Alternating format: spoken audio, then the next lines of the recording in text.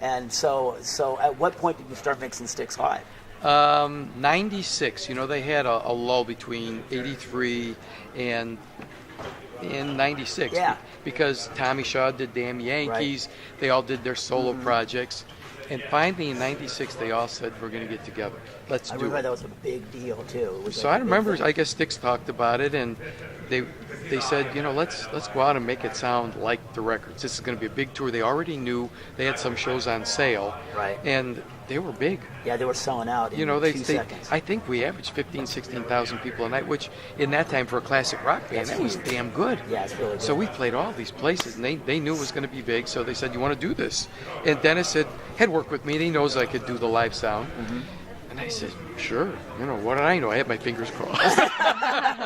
I said, sure, rather. Yeah, okay. Well, I'm mixing, like the console up here, I'm ducking thinking, they're going to throw some.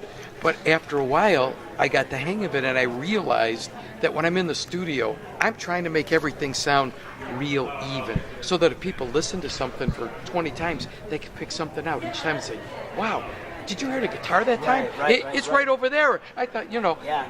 And when I was in a live environment, I realized that if I missed a cue, if the solo wasn't loud enough, that those people didn't react.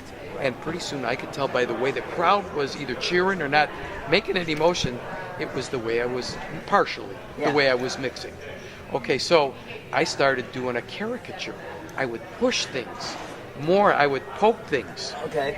And all of a sudden I realized that that's the way to get people involved. Right. And I'm fortunate enough to have a really good lighting directress, Libby Gray, and she features things too. So when you have lights coming to a person, sound coming out of that person, all of a sudden the attention gets focused whether they want to or not, and it just works. So I do mix differently, but subtly differently, you know what I mean? Right. Of course you have to have a body of music that sounds pretty good to start with. Right. You can't just clobber people all day long because then they get tired. Right. So I try and make a nice round mix, and then I push things out, just kind of nice. Well, you've got a band who's got how many hits? I mean, you guys can do a whole show of nothing but. We can, and you know what? I have to say, this band is a terrific band. Not only these people, they're really good people, but they're really talented. Right. Yeah, they all play. I mean, their pitch is great. The drumming, to me, the basis of a good musical group is a drummer. That's the foundation. Yeah. And Todd Zuckerman, he's a great drummer. He lays that time down, and no one can get away from him. He will keep it right there. If somebody wants to speed up or slow down, he's going to keep it there, and he makes it feel right. Right. And each individual is a virtuoso by himself. Yeah, they're all good. Jay Wise is a superior soloist. Tommy Shaw is just a general, all-around great singer and player. Right. Lawrence Gowan, he just blows my mind. He's a great entertainer. He's a great keyboard player. He sings great. Well, he had big shoes to step into, too. Ricky Phillips, there's another guy.